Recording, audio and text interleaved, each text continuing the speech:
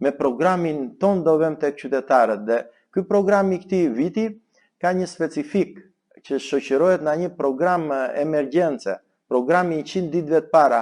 Ky programi 100 ditëve të para është ai program që shënon kontratën e parë të Partisë Demokratike dhe të Aleancës për Shqipërinë Madhështore me qytetarët. Dhe pse duhet ta shfrytëzojmë ne këtë program të 100 ditëve?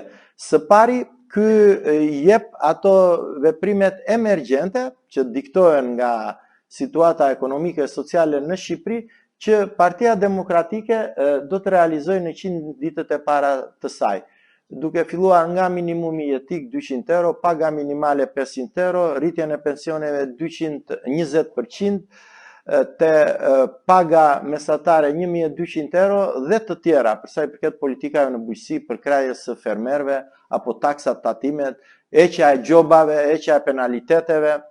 Dhe në 100 ditë e para, unë sot po shtoj dhe një pikë tjetër që ne na i kërkuan në takime. Urgjentisht ne do zerojmë çdo gjob që vendoset veçanërisht në këtë periudhë të fushatës. Në këto 3 muaj që është vendosur nga organet tatimore apo organet të tjera të policive të shumta që ka ky shtet, që ka rënduar biznesin e vogël, biznesin e mesëm apo qytetar të veçantë, të jenë të sigurt që çdo gjob do zerohet. Por ne përcjellim këtë program jo thjesht për të renditur shifra. Ne do ta përcjellim programin, ne do shpjegojmë tek qytetarët edhe rrugët si do ta arrijmë, pra si do ta përballojmë nga buxheti i shtetit. A është faturë e përballueshme? Po, është faturë e përballueshme në rast se qeveria lufton korrupsionin dhe në rast se qeveria mbështetet fort mbi llogaridhënien dhe transparencën.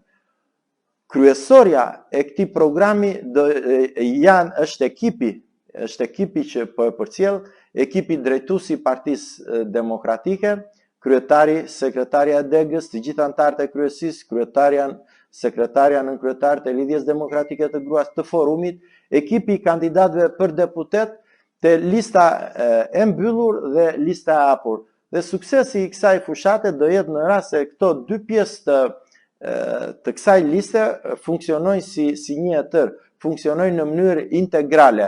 Pra çdo deputet i listës së mbyllur këtu tek ne do ta bëjë atë fushatën e tij të fortë, të fuqishme edhe për një vot dhe për një vot deri në fund me idenë sikur është deputet i listës së hapur dhe çdo deputet kandidat për deputet i listës së hapur do ta zhvilloj fushatën e tij në bashkëpunim me të gjithë ne, me atë potencën që të jep ajo që në të ardhmen do jetë përfaqësues i popullit në kuvendin e Shqipërisë.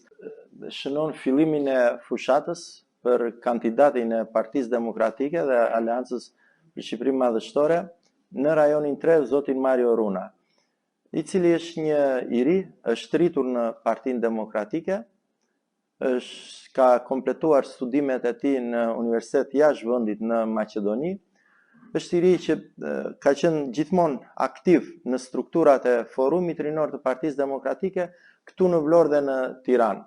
Me kurajo dhe me guxim mori pjesë në primaret, procesin e primaret të Partisë Demokratike dhe përfaqëson në këtë ekip, në këtë ansambël që ne kemi të rinj.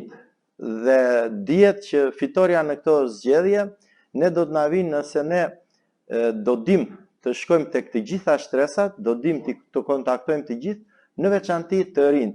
Janë të rinjt ata dhe për kushtet specifike që ka Shqipëria, që do bëjnë ndryshimin në këtë fushat.